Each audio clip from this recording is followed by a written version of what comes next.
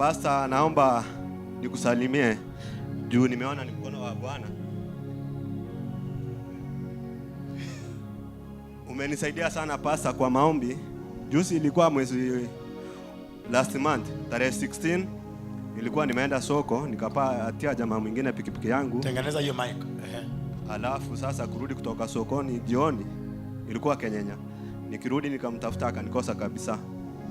Nikaenda kwa nyumba nikarara, kesho yake kuamka nikaenda daraja nikanunua vitu sasa. Ulitafuta nani? Huyo jamaa mwenye nilipea bike yangu usiku. Kutoka hapo nikamtafuta huyo usiku akanikosa. Kesho yake nikaamkia daraja nikanunua mzigo, nilikuwa niende Nyamira. Bila nilinunua mzigo, akufika kwa amekuja kwa nyumba kunitafuta hiyo asubuhi. Kufika saa 5 na mtafuta bado hajaonekana, nikapigia jamaa mwingine simu nikamwambia, "Hebu enda kwa kina nani uone kama hako mwambia niletee pikipiki daraja niende nayo Nyamira."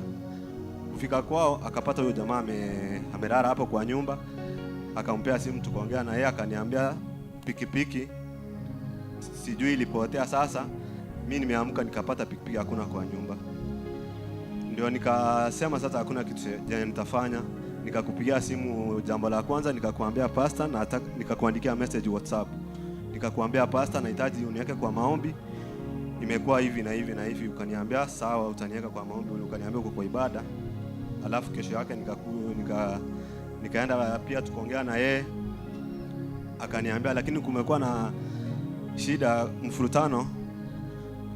Yeye alikuwa amekubali aninunulie pikipiki nyingine, lakini tumekuwa tukisumbuana sana. Nilikuwa nimekuambia ukaniombea sana.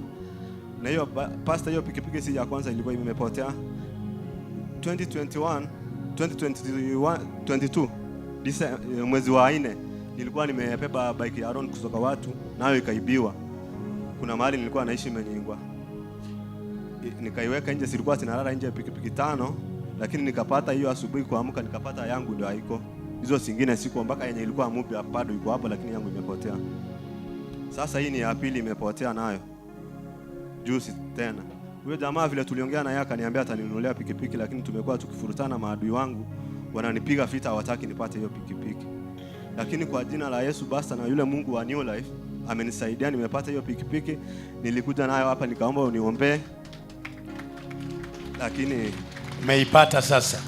Nisalimie. It is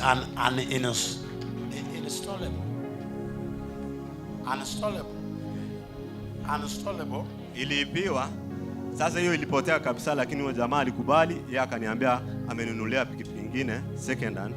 Ndio naomba uniombee juu hiyo ya kwanza Pastor. Ndio nilikuwa nachukua huyo mtoto wangu shule.